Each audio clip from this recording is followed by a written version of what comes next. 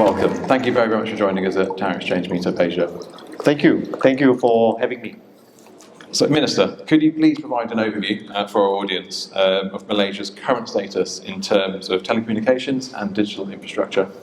Yeah, right now in terms of, say, 4G coverage, we have reached 97.03%, which is of populated area, which is good. But the complaints that I get every day is amazing. I think this is the problem, which I think we have to discuss with ITU. We have to move away from the whole idea of COPA, because it gives you a false sense of connectivity. The reality in many places, Malaysia notwithstanding, a populated area might be already connected, but there's no connectivity between populated areas. So this is something which I hope in the future, when perhaps the satellite to device kind of technology matures, might be able to resolve. As we all know, satellite phones are extremely cost prohibitive, but some of the new interesting ideas, satellite as towers, would be quite interesting to look at, particularly to resolve some of the problems of connectivity. For 5G coverage, we've reached 73% COPA as of end of October, and by next week we'll be able to know whether we've reached 80%. 80% is the government stipulated target for. We have right now a single wholesale network approach, which no country in the world uses single wholesale network approach. So you can clap, yes. Coincidentally, when I was in the previous life, or rather in the previous parliament, so this is the 15th parliament, so in the 14th parliament I was a member of the opposition. I was very critical of the approach. I remember reading GSMA intelligence reports, chastising, cautioning the approach, but in a form of poetic justice or grand irony, perhaps you could call it that. In the 15th Parliament, I was called to serve in Prime Minister Anwar's cabinet as the minister in charge of the 5G rollout. So now I have to say that we are where we are. The government has announced on the 3rd of May this year that once we reach 80% COPA for 5G, we will allow the formation of a second network for purposes of sustainability, competition, reducing the probability of a single point of failure, and I think that might in the end be good overall for industry and consumers together. Of course, it's not without challenges. I think GSME Intelligence, for example, came out with a report last month or the month before, saying that in the Asia-Pacific region, over the next through to 2030, the amount of investment needed for connectivity, for infrastructure dealing with connectivity, amounts to about $259 billion. Yeah, so that's a huge sum. For Malaysia, in terms of 5G connectivity, we have, as I mentioned, resorted to a single wholesale network approach.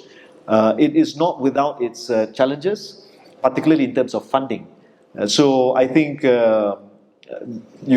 this is one of the realities that every administration, every government in every country will have to face. But we are extremely proud of what we've been able to achieve, and some of the targets set by the Prime Minister includes for 4G to reach 100% coverage of populated areas. But I like to go one step further. We have I've announced a policy where there's a piece of road, there's internet. Yeah. So di mana ada jalan, di situ ada internet. The telcos are not happy, but they have to get it done because it's a long-running problem, particularly in different parts of Malaysia. So your vision involves positioning Malaysia globally as Asia's digital tiger. So could you share your aspirations, strategic initiatives? How are you going to make that a reality and achieve that goal? Yeah, there are three key pillars to realizing this. What I'd like to call a golden digital decade, where Malaysia can reappear. At one point in the 90s, it was known as an Asian tiger, but now perhaps with the ascent of digital economy, it can be known as an Asian digital tiger. The first pillar has to do with infrastructure. I mentioned a swift, expeditious rollout of 5G. So we will hopefully, God willing, reach 80% coverage of populated areas by end of this year, if not by January of 2024. The challenge, of course, is not only in the rollout of the infrastructure, it's also about adoption.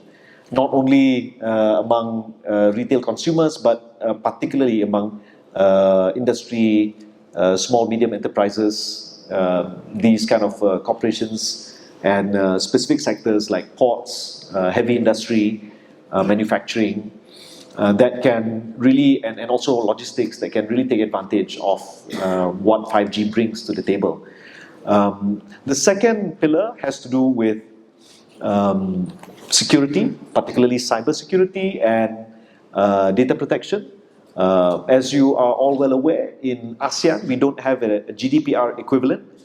Different countries have different policies around whether it's data sovereignty, data portability, data sharing. Malaysia, we are going to amend our Personal Data Protection Act in the first quarter of next year. We'll be bringing a bill to Parliament which will strengthen the Act. It's been around since 2010. Malaysia actually was among the first movers in promulgating Personal Data Protection Act in the region. But in the 13 years that the Act has been around, we've kind of fallen behind, particularly with regards to perhaps Singapore. So this is an interesting area. It's very important for us to have a strong first pillar, second pillar. Of course, cybersecurity is a very important area. But if we are able to realize the first two pillars, then we can also strengthen the third pillar, and the most important one, which is digital economy. You can build the roads, you can make sure the guardrails are there for you to use it safely, but it's at the end of the day about the kind of quality transactions that can take place. So if we're able to ensure not only the infrastructure issues in Malaysia are addressed, the matters around cybersecurity, reducing the possibility of scam,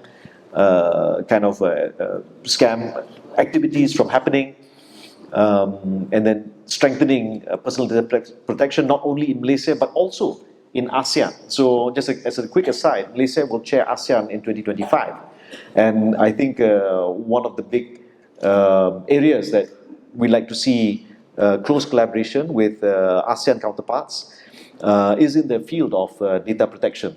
So hopefully when the ASEAN digital ministers have a meeting in February in Singapore, this is going to be one of the things that we discuss. Not to necessarily have an ASEAN equivalent of GDPR, but at least some guiding, perhaps some guidelines, if not a full data protection regime. And of course, digital economy. We know that a lot of Southeast Asian countries have different policies with regards to how digital economy is to be dealt with. Indonesia, for example, shut down TikTok Shop. And perhaps some of the other countries, there are issues around logistics, some other areas of digital economy. But Malaysia, since the announcement of the multimedia super corridor policy in the mid-90s, the late 90s, we have become a center for global business services, and going forward it's about enticing, attracting and landing a lot of regional headquarters for organizations in Malaysia. So it's to really position Malaysia as not only a prime destination for data centers, but also for a lot of companies to relocate their centers, their regional headquarters, perhaps from more expensive neighboring countries. Perhaps, anyone here based in Singapore? No? Yeah. If you are, come and talk to us. It's an arbitrage of 6. MDEC is here. MDEC can help. Yeah, if you want to move your headquarters to Malaysia, food is much cheaper and much better. But if we're able to focus on these 3 pillars, it's not impossible that Malaysia can be an ASEAN, an Asian digital tiger. We expect the contribution of digital economy to Malaysia's GDP to breach 25.5% by 2025. So this is very important for Malaysia, and I think we stand in good stead. I think Malaysia has we're a very stable country. We are now becoming, as I mentioned, a focus for many multinational corporations, organizations like Google, Amazon Web Services, Microsoft, ByteDance to land their hyperscale, their AI data centers in Malaysia. And so I think going forward, it's looking bright. There are challenges, particularly talent. I think the talent pipeline is something which we are working on, and I was talking to MDEC this morning about ensuring that our foreign knowledge workers permit process is streamlined and making it easier, particularly for foreign workers, foreign knowledge workers to come to Malaysia. I think it's fascinating that actually a lot of the things, obviously you couldn't join us yesterday, but a lot of the things you were discussing are things that have been discussed right here over the last day and a half around 5G connectivity on roads, and obviously moving from Singapore to Kuala Lumpur, which we've done this year too. But I mean, how crucial would you say the role of the telecommunications sector is for shaping Malaysia's digital economy, and sort of what steps are you going to take to sort of ensure that growth? Sorry, come again? I was going to say, how crucial is the role of the telecommunications sector specifically for delivering your vision? Yeah, it's critical. I think there's an expectation now. Open Signal, I think it was, came out with a report to show that data usage in Malaysia has more than doubled over the last X number of years. I can't remember exactly the figure, but I think it's something to the tune of maybe nearly 50 gigabytes per month now for Malaysian users. And this is a very good indicator. There are 49 million mobile number accounts, users, 49 million, when the population is about 33 million. So there's oversubscription. But it also indicates that Malaysia is increasingly, we're a very data hungry nation, and connectivity, infrastructure, better facilities, better fiber connectivity, particularly more towers. I think these are things which will go hand in hand with a lot of government announcements, the vision of this administration, and coincidentally streamlines with the aspiration of a broad segment of the Malaysian public. And actually, we expect that this trend will not be, will not be only seen in Malaysia, of course, the rest of Southeast Asia as well. So I think Malaysia, of course, Malaysia also has a seat in ITU at the moment, and it's something which I think we can bring to that level, to look at what is it that we need to do across ASEAN to perhaps ensure that there's less perhaps bureaucracy, there's less red tape. I know certain other jurisdictions may have a stronger regulation on this, but some of the others face challenges, particularly when you look at Indochina, for example. My conversation with my counterparts, whether in Laos, in Cambodia, in Vietnam, the challenges there, particularly in terms of infrastructure, I think there's a lot of opportunity, but also challenges. So I think the Malaysian experience is perhaps particularly useful geographically. We're both a peninsula as well as part of a huge island of Borneo with a lot of small islands, some hilly areas, some remote, hyper remote areas. So it's almost a perfect case study for the rest of ASEAN. So if we can solve the infrastructure problem in Malaysia, we can solve it anywhere. And that's interesting. If you permit me, maybe one last question. Sort of every journey does have its challenges. So I was wondering if there's any sort of particular challenges that you've encountered so far in this strategy, and sort of what the plan is to overcome. I think one is money. Money is a big challenge. Yeah. So I had one chairman of one of my agencies. He advocated for the idea of a government-owned dark tower, dark fiber, dark data center kind of approach, which in theory could have been Digital National Berhad, DNB, but that's not entirely the case. Having said that, I'm all for market forces kind of ensuring that things are done expeditiously with greater efficiency. I think a lot of the challenges is in what we understand to be the different levels of government. So we operate at a federal level, but then you've got the state level and you've got the local level of government. And I think this is the same in any jurisdiction that you could be operating in.